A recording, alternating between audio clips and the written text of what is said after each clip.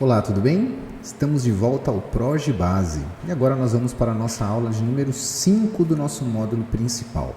Nós já estamos aí na nossa aula 5, já falamos sobre infraestrutura, sobre topografia, geometria e terraplenagem na última aula, né? E agora a gente vai para a parte de drenagem de águas pluviais.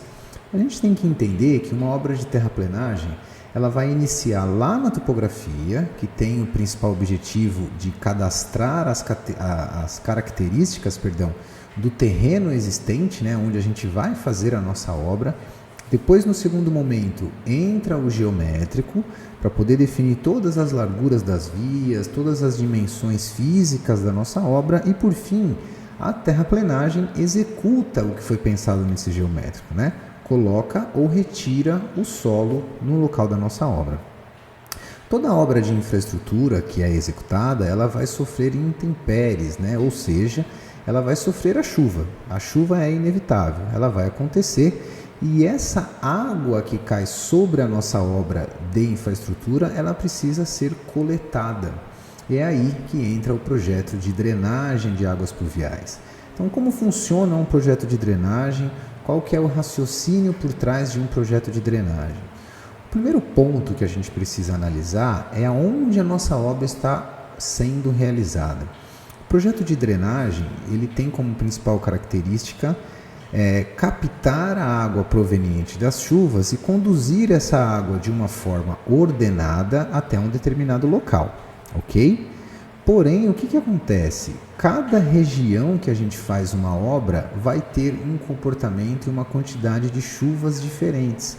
Então, o primeiro ponto que você tem que analisar quando você vai pensar em projetar uma drenagem, quando você vai pensar em fazer algum estudo de drenagem, é analisar aonde aquela obra está sendo realizada.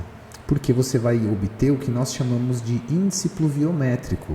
Cada região do país, cada região do mundo tem um índice pluviométrico diferente. Então, toda obra de drenagem precisa ter essa informação. Acho que se você pensar aí, quando a gente assiste jornal, normalmente, o pessoal fala lá, né? Ah, teve uma chuva de tantos milímetros. O que é isso? É a altura de chuva que caiu num determinado local. É muito raro chover a mesma quantidade de chuva em dois locais diferentes. Isso seria uma probabilidade quase nula, né? Então, a chuva tem esse comportamento. Tudo vai depender da quantidade de chuva que ela vai cair e o tempo que demora, né? Uma coisa é uma chuva de 10 minutos, outra coisa é uma chuva que ficou acontecendo ali ao longo de 3, 4, 5 dias. Então, quando você vai fazer um projeto de drenagem, a primeira informação que você tem que ter são as características da chuva que você tem que drenar, certo? Essa é a primeira informação que nós temos que ter. Quando você obtém essas características com relação à quantidade de chuva que você tem que drenar, o que você tem que olhar, além de outras questões técnicas, né? Obviamente, depois vou falar um pouquinho do ProGDREN, que é o nosso curso sobre elaboração de projetos de drenagem, onde eu explico isso muito mais a fundo, são várias aulas, mas aqui de uma forma um pouco mais superficial, você precisa entender qual a característica do terreno que você está drenando. Porque pensa comigo, se você tem uma região que é uma quadra de futebol toda asfaltada, toda cimentada, a água que chover ali, você concorda que ela não vai infiltrar? Então toda aquela água que cair em cima da sua quadra, você vai precisar fazer o quê? Drenar essa água. Você vai precisar colocar tubulações, canaletas para poder captar essa água. Porque assim, pessoal, a gente tem que entender que a água não some. Ela tem dois comportamentos que ela pode acontecer. Ou ela vai infiltrar no solo, se você tiver, por exemplo, um jardim. Então, em vez de você ter a sua quadra, você tem um jardim. Então, o que vai acontecer com aquela água da chuva? Uma parte dela, obviamente não toda, vai infiltrar nesse solo. O excedente do que não infiltrar, nós precisamos captar. Então você já sabe o comportamento da chuva, você já sabe qual que é a parcela de água que vai infiltrar e qual que não vai infiltrar. Essa água que está caindo, ela caiu sobre uma determinada área, você concorda? Que seria uma área que a gente chama na drenagem de área de contribuição. Então imagina que você tem o telhado de uma casa, né? Você tem aquelas águas do telhado da sua casa. Cada uma dessas águas do telhado vai ter uma quantidade de chuva que você precisa drenar. Então é isso que nós fazemos num projeto de drenagem. Nós olhamos o comportamento da chuva para aquela região que nós estamos drenando. Depois nós analisamos as características do solo que vai receber aquela chuva. Para quê? Para que a gente saiba quanto que vai infiltrar de água e quanto que não vai infiltrar de água. Feito isso, a gente começa a fazer o que a gente chama de dimensionamento, que é o cálculo para determinar o tamanho das tubulações.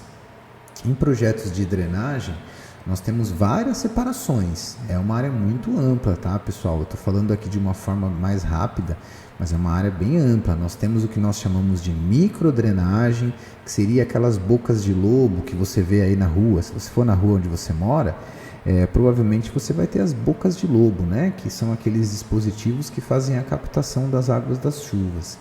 E nós temos as macrodrenagens também, que são os córregos que nós temos nas cidades. Então, normalmente, o processo que ocorre é esse. A chuva cai através de uma precipitação, essa chuva vai atingir um determinado solo, parte dessa água infiltra e parte dessa água não vai infiltrar. Essa água que não infiltrar, nós como projetistas de drenagem temos que captar essa água. Captar através de boca de lobo, através de canaletas, tem vários tipos de dispositivos, né? No ProjeDren a gente fala individualmente de cada um desses dispositivos. E aí você faz a captação dessa água e conduz essa água até um local determinado, que normalmente vai ser num córrego, ou vai ser num rio, ou vai ser num piscinão, né? Num reservatório.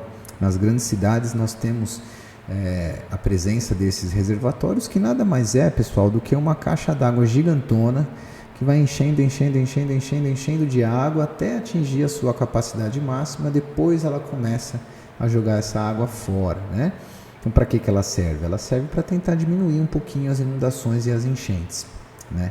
A gente precisa compreender que um projeto de drenagem ele tem uma responsabilidade gigantesca, pessoal. Se vocês prestarem atenção no que vem acontecendo nos últimos anos, né, as mudanças climáticas são uma realidade, né? Então, a quantidade de chuva, o comportamento da chuva, ele tem modificado ao longo dos anos, né? A gente tem aí a presença do El Niño, que é um fenômeno climático que faz com que o comportamento da chuva seja totalmente alterado. Então, a gente precisa ficar muito atento. É uma área muito lucrativa para você trabalhar, é uma área muito interessante trabalhar com projetos de drenagem, mas, por outro lado, também exige uma responsabilidade muito grande quando você vai fazer os seus dimensionamentos, ok? Os projetos de drenagem, nós temos algumas variações. Hoje em dia nós temos uma vertente muito interessante que nós chamamos de drenagem verde. O que seria uma drenagem verde, né? É quando a gente passa a utilizar dispositivos que buscam uma preocupação com a natureza. Então, por exemplo, em vez de você pegar uma via e fazer ela 100% asfaltada, você deixa uma faixa verde ao lado dessa via, uma faixa gramada. Porque lembre-se do que eu disse aqui no começo da aula, né? O projeto de drenagem ele está totalmente ligado ao tipo de solo que você tem. Então, quanto mais a gente permitir que essa água infiltre no solo, menor vai ser a água que nós teremos que drenar. A urbanização que acontece nos países é um grande problema para a drenagem, porque quando uma cidade cresce, uma cidade se desenvolve, automaticamente ela começa a ser impermeabilizada. Então, quando você tem uma grande fazenda, por exemplo, você pega essa fazenda, faz um loteamento, faz um bairro. Então, aquele lugar que a água infiltrava, ela não vai infiltrar mais. Agora você tem asfalto, agora você tem casa construída. Então, essa questão da urbanização é um problema para a drenagem, tá, pessoal? Então, a gente precisa ter essa consciência que não existe projeto de infraestrutura sem projeto de drenagem. A gente precisa entender que o projeto de drenagem faz parte desse processo, né? O projeto de drenagem ele não pode ser subestimado. A gente que já trabalha no mercado há muitos anos, a gente já viu muita história de pessoas e contratantes que não dão muita importância para o projeto de drenagem. Por quê? porque é um tipo de dispositivo que vai ficar enterrado, né, pessoal? Ninguém vê aquilo que está enterrado, então não existe uma preocupação muito técnica com isso. Mas eu, como técnico, digo a vocês, fiquem muito atentos quando você começar a desenvolver os seus projetos de drenagem. Então a gente tem manuais aí das prefeituras, a gente tem diversos materiais que nos auxiliam no desenvolvimento desses projetos, mas é importante a gente ficar antenado, ver o que o mundo tem feito com relação às soluções de drenagem. Hoje nós temos pavimentos permeáveis que permitem que a água infiltre um pouco mais. Nós temos aí soluções de reutilização de água de chuva.